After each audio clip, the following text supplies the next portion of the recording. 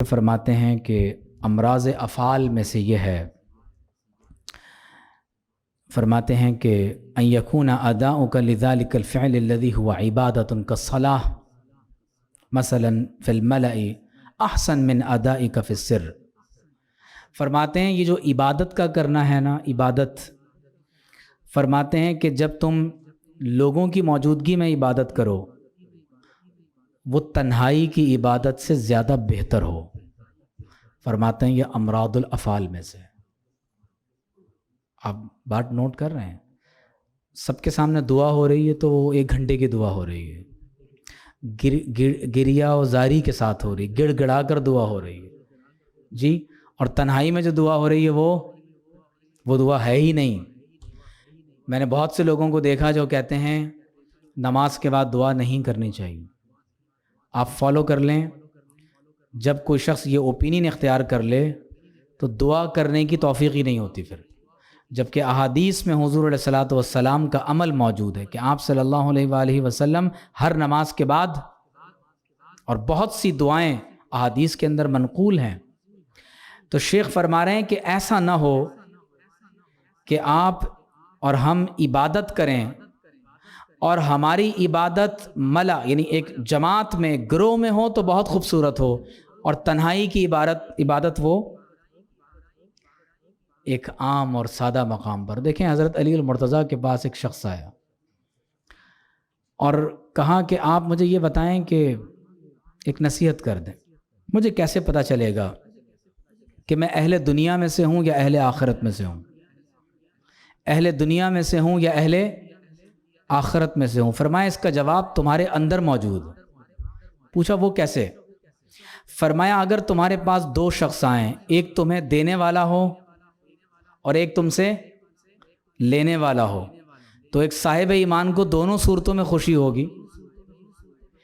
مجھے اگر کوئی شخص کوئی گفٹ لا کر دے گا تب بھی خوشی ہوگی، اور بحیثیت ایک مسلمان میں اگر کسی کو کچھ دے رہا ہوں تو اس صورت میں بھی مجھے خوشی ہوگی۔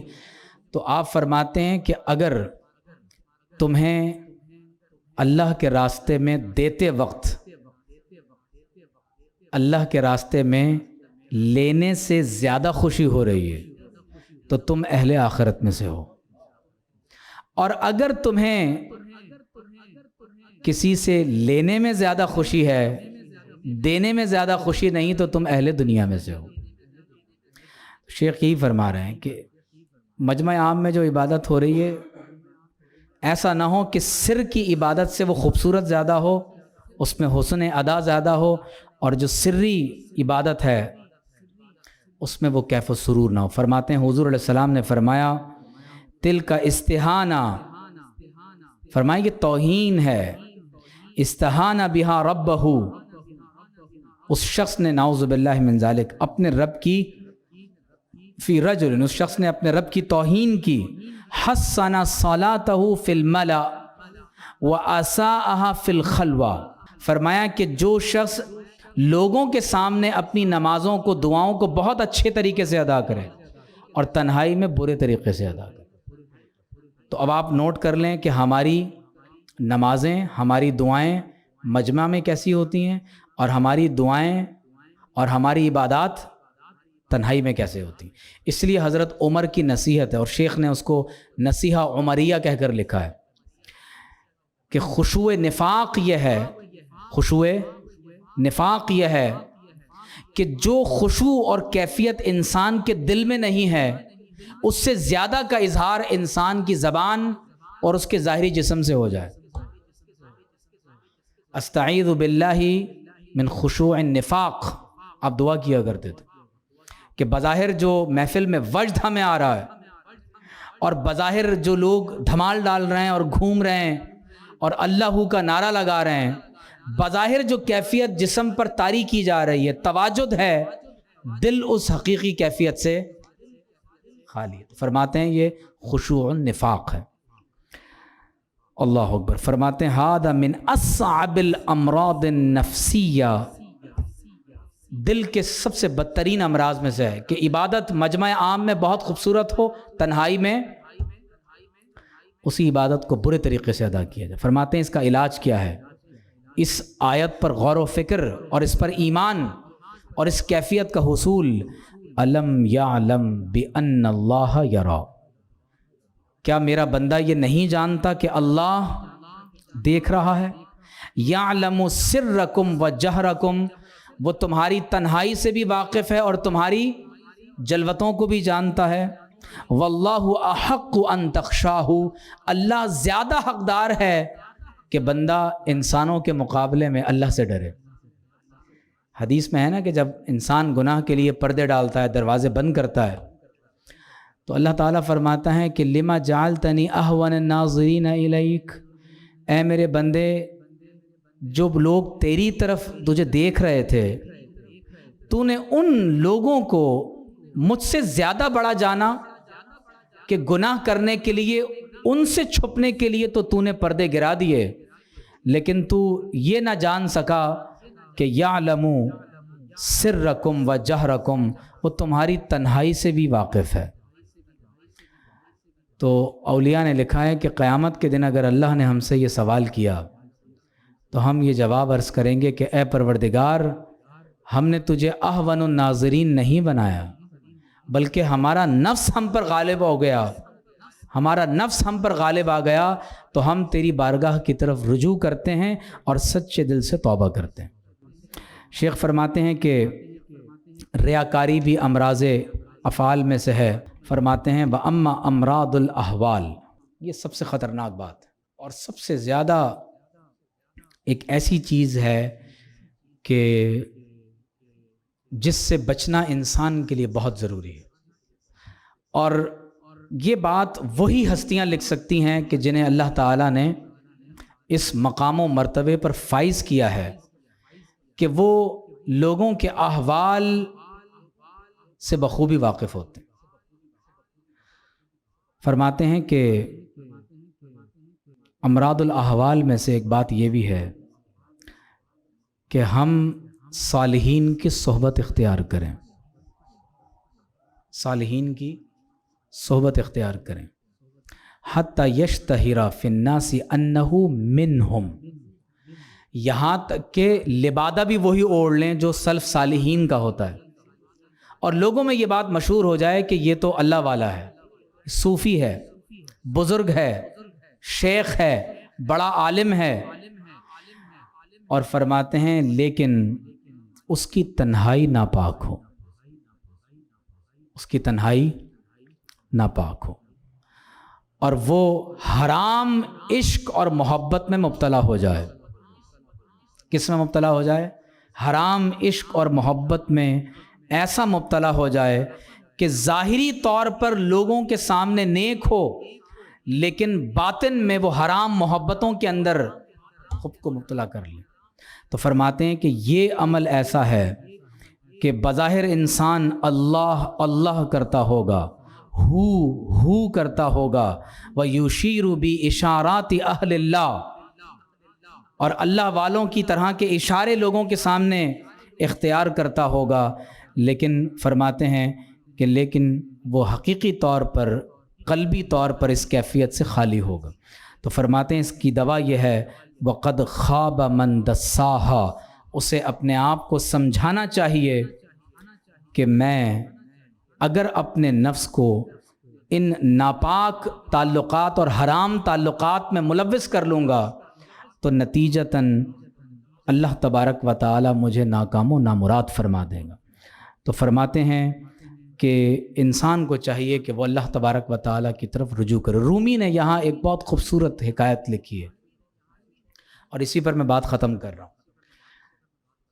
رومی فرماتے ہیں کہ ایک شخص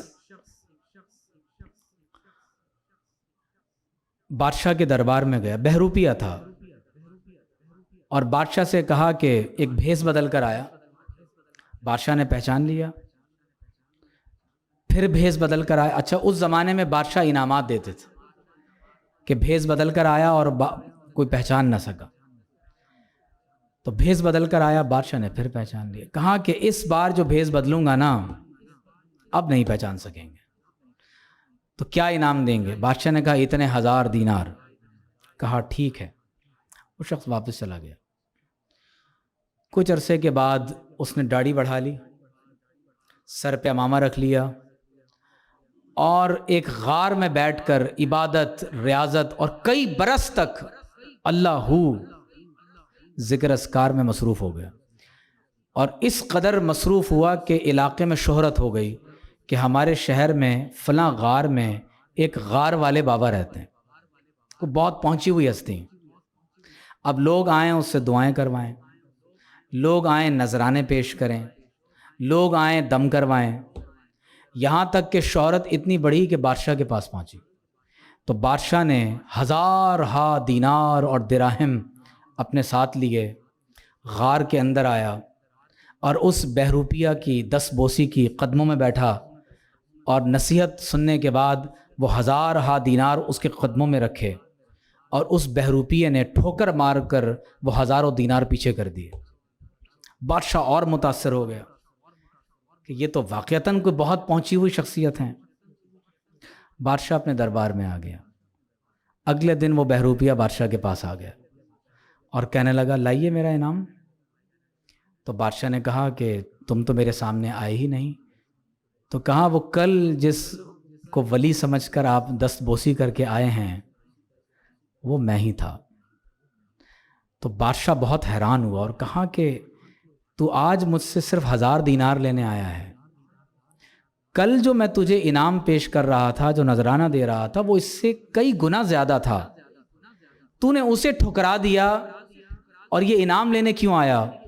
کہا دراصل بات یہ ہے کہ اس وقت میں نے اہل اللہ کا حلیہ اختیار کیا ہوا تھا، تو مجھے حیا آئی کہ میں نے جن اللہ والوں کا حلیہ اختیار کیا ہوا ہے تو اس حلیے کا تقاضا یہ ہے کہ میں بادشاہ کا نذرانہ قبول نہ کروں، تو میں نے ان اہل اللہ کے حلیے کا پاس رکھا اور تم سے وہ نذرانہ قبول نہیں کیا۔ تو مختصر یہ کہ آج ہم نے شیخ اکبر کی اس نشست میں جو بھی باتیں کی ہیں اس کا خلاصہ یہ ہے کہ نمبر 1، ہم اپنے احوال کی درستگی کی طرف متوجہ ہو جائیں۔ ایک ہمارا قول ہے، ایک ہمارا عمل ہے، اور ایک ہمارا حال ہے، تو ہم اپنے احوال کی درستگی کی طرف متوجہ ہوں، اور احوال کی درستگی تزکیہ نفس کے ساتھ حاصل ہوگی، اور اس کے لیے ضروری یہ ہے کہ ہم ایک دوسرے کے لیے تقویت کا باعث بنیں، جس کو حدیث میں توبۃ النصوحہ کہا گیا۔ اللہ تبارک و تعالیٰ کا ذکر کیا جائے، حضور علیہ الصلاۃ والسلام پر درود و سلام پڑھا جائے، اور ان اہل اللہ کے احوال اور ان کی تعلیمات سے اپنے قلب کو مزین کیا جائے۔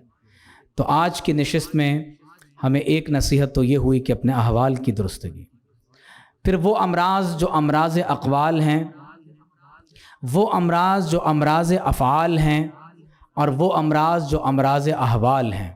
تو آج ہم اپنی ذات کے بارے میں غور و فکر کریں کہ کہیں ایسا تو نہیں کہ ہم اس طرح کے کسی مرض میں مبتلا ہو گئے، اور یقین جانیں یہ اللہ کی بہت بڑی نعمت ہوتی ہے کہ کسی شخص کی نگاہ اپنے عیبوں پر پڑنا شروع ہو جائے۔ امام غزالی نے اپنی ایک کتاب میں ایک حدیث لکھی ہے، فرماتے ہیں اللہ تعالیٰ کسی بندے سے ناراض ہو گیا ہے، اس کی علامت پتہ ہے کیا ہے؟ حدیث میں لکھا ہوا ہے اللہ تعالیٰ اپنے بندے سے ناراض ہو گیا ہے، اس کی علامت یہ ہے کہ اللہ تعالیٰ اپنے بندے سے ذکر کی توفیق چھین کر اسے لایانی کاموں میں مشغول فرما دیتا ہے۔ تو لہٰذا ہمیں ان امراض سے خود کو بچانا ہے، اللہ کے ذکر میں اور ان آیات کے جو کی حقیقت ہے اس طرف متوجہ ہونا ہے۔ اور سب سے اہم بات کہ شیخ کی زندگی کا نچوڑ یہ ہے کہ آپ جس قدر قرآن اور صاحب قرآن سے قریب ہوں گے، جس قدر حضور علیہ الصلاۃ والسلام سے تنہائی کا تعلق قائم ہوگا، یعنی ہم میں سے ہر شخص اپنے آپ سے سوال کرے کہ اگر مجھے تنہائی ملے تو میں کیا کروں گا؟ اگر مجھے تنہائی ملے تو تنہائی میں میرا عمل کیا ہوگا؟ تو حضور علیہ الصلاۃ والسلام سے محبت اور عشق کا ایسا تعلق کہ پھر ہمارے شب و روز حضور کی تعلیمات میں اور آپ علیہ الصلاۃ والسلام کے قول و عمل اور سیرت کو پڑھانے اور اس پر عمل کرنے میں گزرتے رہیں۔ اللہ تبارک و تعالی ہم سب کو عمل کی توفیق عطا فرمائے۔